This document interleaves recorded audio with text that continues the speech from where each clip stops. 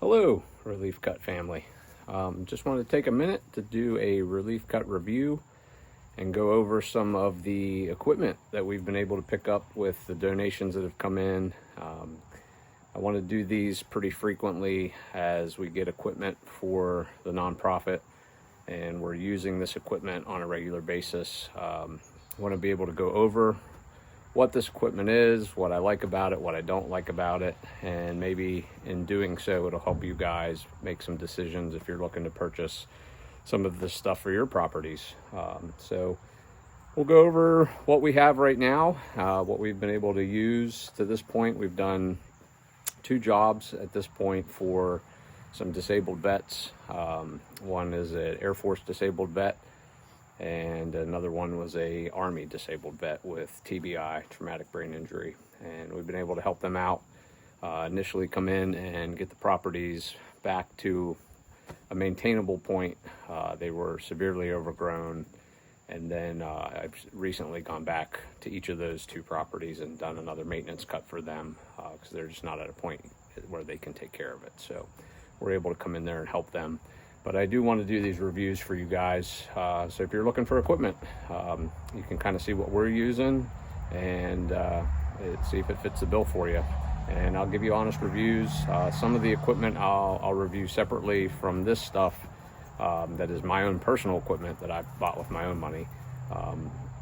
That is mainly the Milwaukee outdoor power tools. I'll do a separate video on those for you. This is mainly the items that we've picked up through the donations that you guys have given to us to allow us to do this ministry to help people that are struggling. So to get started, we'll start here with Natasha. Tashi, you want to say anything? No?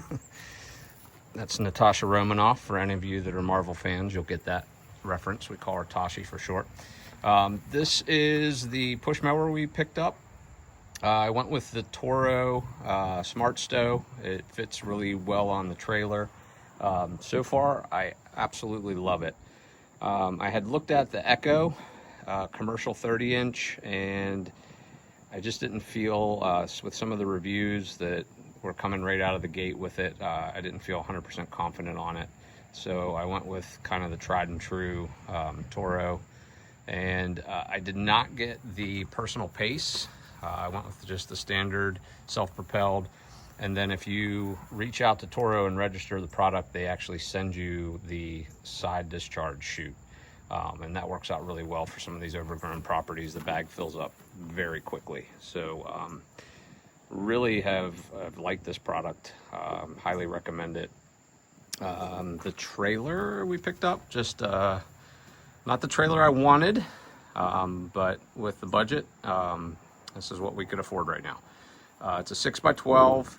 I do like the 6 foot wide because I can see the rear wheels in my mirrors when I'm driving. They stick out a little bit past my truck bed, so I'm able to kind of keep an eye on things while I'm driving. I wanted the dual axle, but I can only go with the single axle for now. I picked this up from a local place. I'm not going to mention them because I don't want to badmouth anybody, but I just wasn't really pleased with the purchase. The advertising ad had a price for what I got this trailer at, but in the ad it said LED lights. It said tie downs in the corners. If you can tell, these are not LED lights. These are standard incandescent and no tie downs. So a little frustrated with that. The other thing I really hate about this trailer is these J hooks that are spring loaded to capture. I don't know if I can show it on video, but you pull that all the way up, it barely clears. And it is really frustrating at times to try to get it to connect. So I'm not too big a fan of those. But as far as the trailer goes, I mean, it serves what we need it to do. I ordered some equipment racks off of Amazon, I'm sorry. They were just kind of budget friendly. They came with some really cheap Chinese padlocks, so I'm gonna get some different padlocks for it, but I I had to do a little bit of fabricating to get them to fit. I just cut in here so they drop in between the trailer bracket, and it makes it a little more secure. And then just bolted them through there and painted everything. So they're working. So they hold my equipment and keep it secure. And then I just threw a piece of 4-inch PVC tube to take some hand tools. So that's that. As far as trimmers go, a local landscaping company, Hampton Roads Mowers and Mulch. I'll give them a little plug here. That's their sticker. The owner there really took care of us.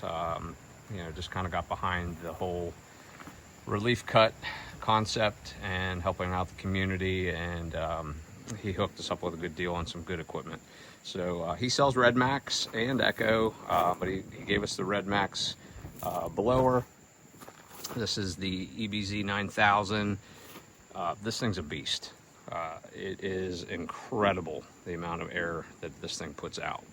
So if you're looking for a really strong blower for, say, leaf cleanup or even heavy grass cleanup, I would highly recommend this blower. This thing has been great. Trimmer wise, he gave us the BCZ 265S, and it is a really great trimmer. I mean, it really has handled the thick stuff well. It's got a good amount of torque. It's not overly heavy. I did order a Darwin bar for it to kind of save my lower back, and I also replaced the head on it.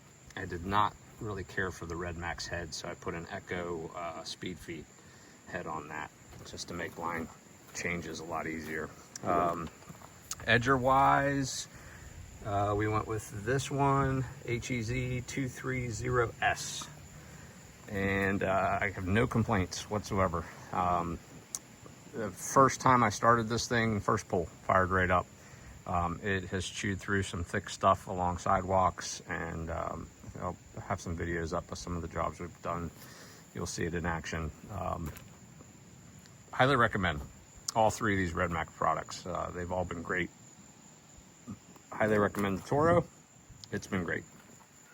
Before I get to the zero turn, I did order these from Rhino USA.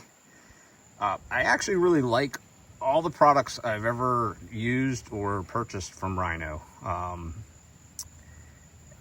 They're a great company. I have really no complaints until now. I got these. I prefer to back my mower on, and I back the mower up. It goes up over these, and the rear wheel sits in between there. You hook these in, and goes over the tire. About 80% of the time on the bouncy ride home, these things will pop off the tire. They'll stay connected, but it doesn't matter how tight I crank on this thing, it comes off the tire. And I just had it out last night. I came home, these things were connected, and it was laying on the ground. So it's just frustrating. I want to keep my equipment tied down when I'm driving, but just the bouncy roads, these things keep popping off, and it could be user error. I don't think it is. I crank it down until I can't crank it anymore. They just keep popping off. So I'm gonna go with something different. I'll figure something else out, and probably still utilize this Easy Track system, because I do like this quick clip.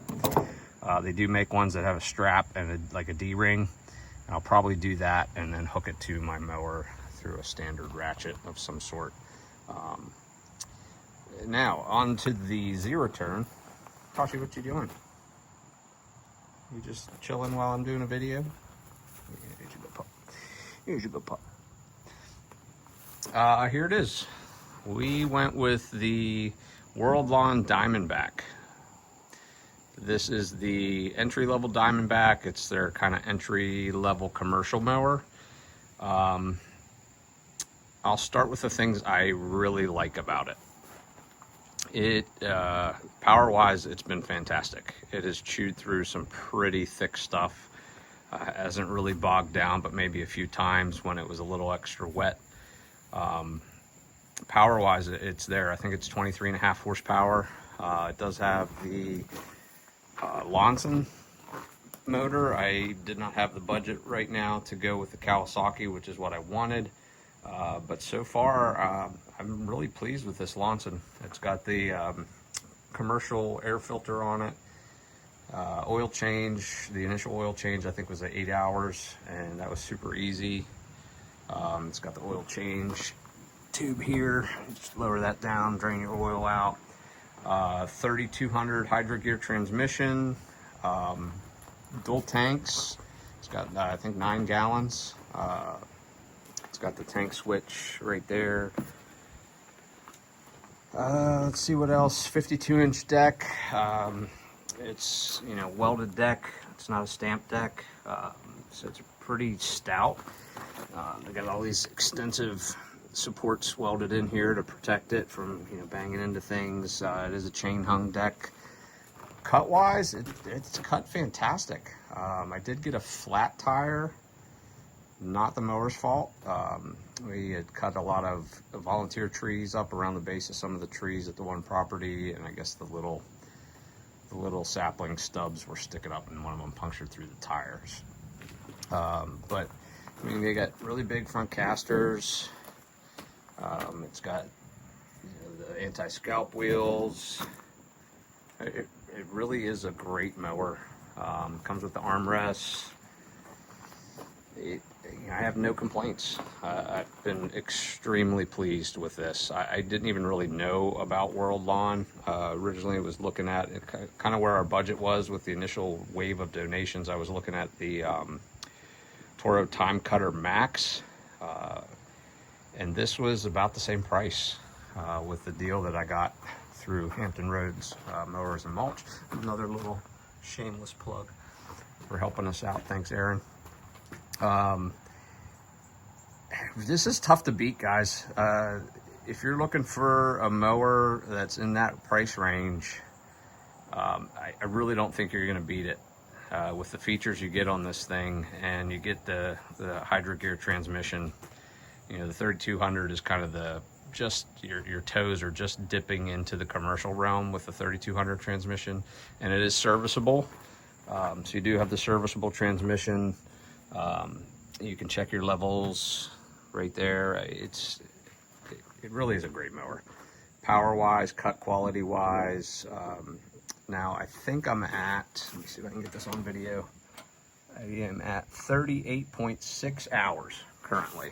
It's a little dirty because I just got back last night from cutting the one disabled vet's property, but I'm just coming up on 40 hours with this, and no complaints as far as the performance. I do have a couple gripes that I think World Lawn could do better. We'll start with those.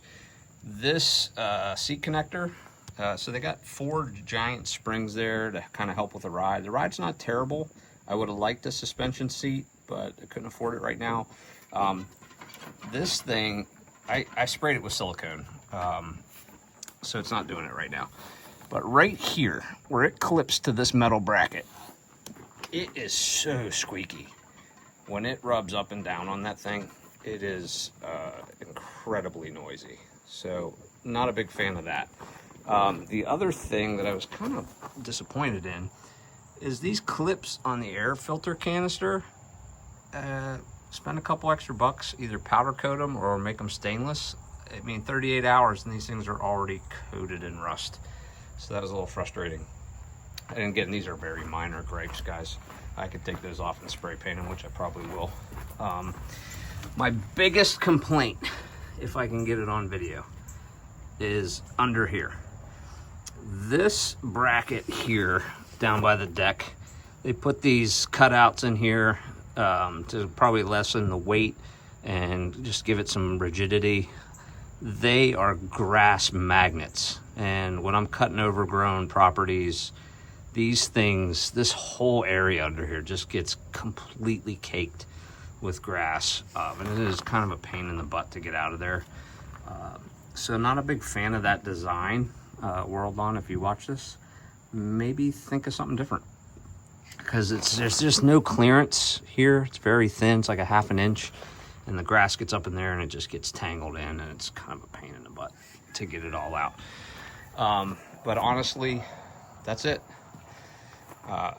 This mower is fantastic. I, again, did not know about World Lawn.